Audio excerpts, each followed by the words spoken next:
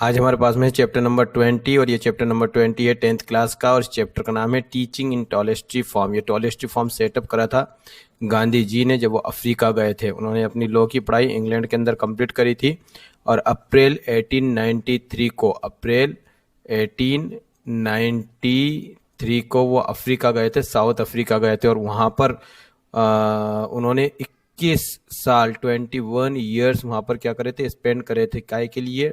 Lawyer के रूप में, एज ए लॉयर के रूप में वहाँ पर 21 साल स्पेंड करे थे। देन उसके बाद में कितने साल की उम्र के थे वो? जब 23 साल की उम्र के थे तब वो अफ्रीका चले गए थे। 21 साल वहाँ पर स्पेंड करे थे। अप्रैल 1893 के अंदर वो अफ्रीका गए थे और 1914 के अंदर वापस इंडिया लौटे थे। वहीं पर उन्होंने भारत को आज़ाद करने का सपना वहीं पर ही देखा था। तो टॉलेस्टी फॉर्म सेटअप करा था गांधी जी ने अफ्रीका के अंदर। इसका मेन मकसद था टीचिंग का। जो वहाँ पर तरह तरह की जातियों के, धर्म के और अलग अलग देशों के लोग रहते थे टॉलेस्टी फॉर्म के अंदर, उन्हें पढ़ाने का जिम्मा उठाया था। During his visit to Africa जब वो घूमने गए थे या गए थे Gandhi ji was staying in the Tolstoy farm. तो वो कहाँ पर रुके थे? टॉलेस्टी फॉर्म के अंदर ये रुके थे। There were many youngs boys, वहाँ पर बहुत सारे यंग बॉयज एंड गर्ल्स भी थे इन डेट फॉर्म, उस फॉर्म के अंदर। They belong to a different religion, जो कि अलग अलग धर्म के थे।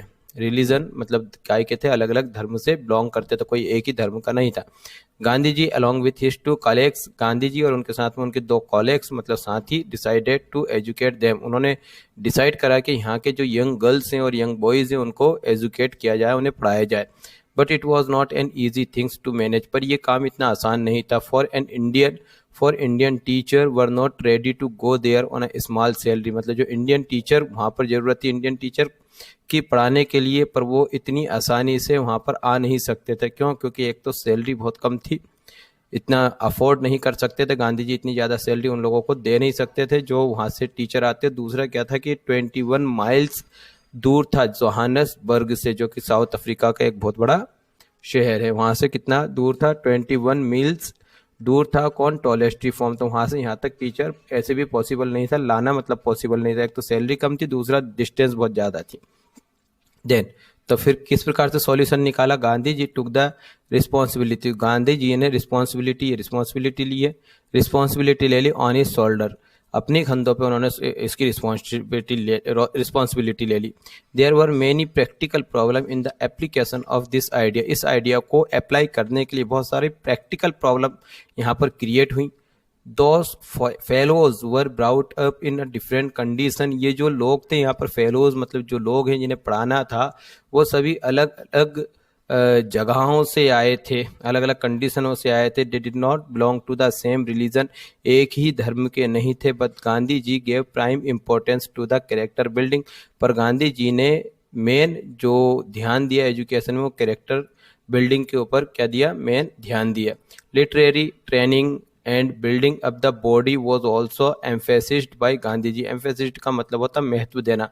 इन्होंने लिटरेसी या लिटरेरी मतलब लिखने की कला, देन उसके बाद में और बिल्डिंग अप द बॉडी शरीर को बनाना, मतलब अच्छे कैरेक्टर वगैरह बनाना शरीर के अंदर, इनके ऊपर क्या दिया? ज़्यादा ध्यान दिया। आगे देखते हैं। In the form everybody had to do some work, ये जो फॉर्म था टॉलेस्टी फॉर्म वहाँ का नाम था, उसके अंदर हर किसी को कुछ ना कुछ काम करना पड़ता था। ऑलमोस्ट ऑल द इनमेंट्स, अब इनमेंट्स का मतलब क्या होता है? जितने भी इनमेंट्स मतलब होता निवासी, वहाँ पर रहने वाले लोग, ठीक है। इनमेंट्स का मतलब होता रहने वाले लोग। Were well versed in cooking, सभी मतलब क्या थे? एक कला के अंदर माहिर थे। कौन सी कला के अंदर? खाना बनाने वाली कला के अंदर क्या थे? निपुण थे। वर्सेट का मतलब होता है, वर्स्ट का मतलब होता है निपुण होना।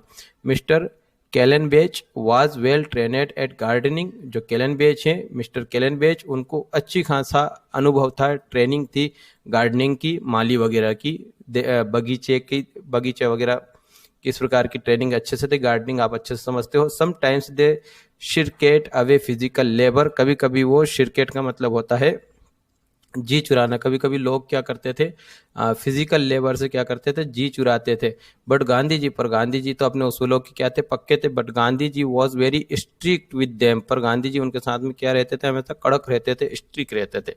Gandhi ji also made provision for vocational training, Gandhi ji ने एक और महत्व किसको दिया, वोकेशनल मतलब प्रोफेशनल टीचिंग को भी, प्रोफेशनल ट्रेनिंग को भी यहाँ पर महत्व दिया। आजकल प्रोफेशनल टीचिंग वगैरह चलती हैं जिनसे डायरेक्टली मतलब वो बच्चे लेते हैं, शिक्षा लेते हैं, डिग्री वगैरह लेते हैं, डायरेक्ट उनकी क्या लग जाती है, जॉब लग जाती है। वोकेशनल ट्रेनिंग का मतलब हो गया डायरेक्ट हम कोई ऐसा काम सीखें जिसके बाद में हम हमारा खुद का कुछ ना कुछ बिजनेस या दुकानदारी चालू कर सके, ठीक है।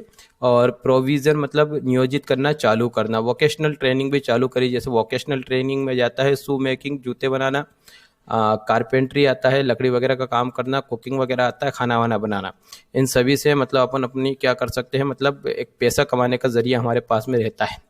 Where some of the work taught by Gandhi ji, Gandhi ji के द्वारा सिखाए गए कुछ काम थे जो टॉलेस्टी फॉर्म के अंदर करे जाते थे।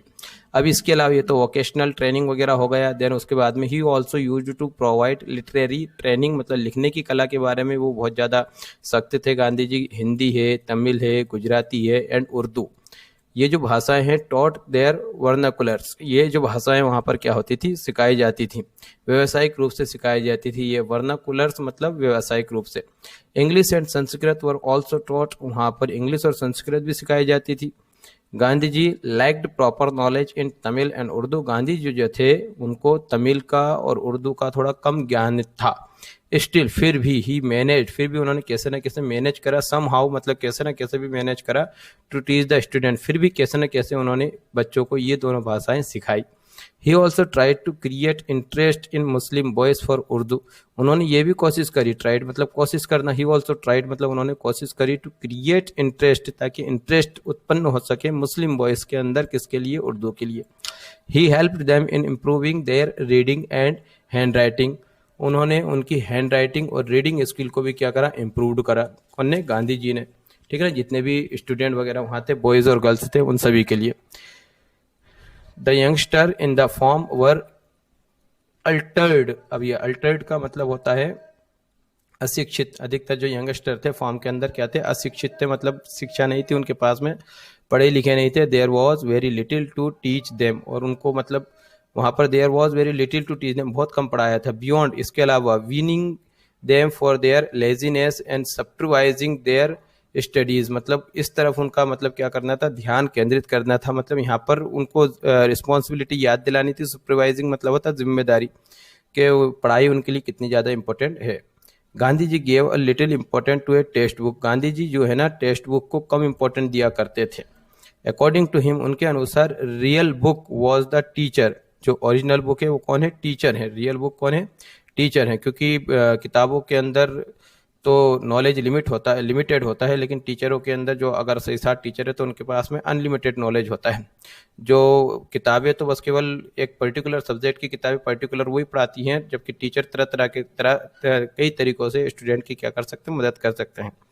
He loved oral teaching, oral teaching मतलब बोल के पढ़ाने वाली विधि के ऊपर, मेथड के ऊपर वो बहुत ज़्यादा पसंद थी। किनको पसंद थी, गांधी जी को। He loved oral teaching which was, और आगे लिखा है लाइक्ड बाय स्टूडेंट टू, और जिसे मतलब बच्चे भी क्या करते थे, पसंद करते थे। तो इस प्रकार से ये समरी थी चैप्टर नंबर 20 की, टॉलेस्टी फॉर्म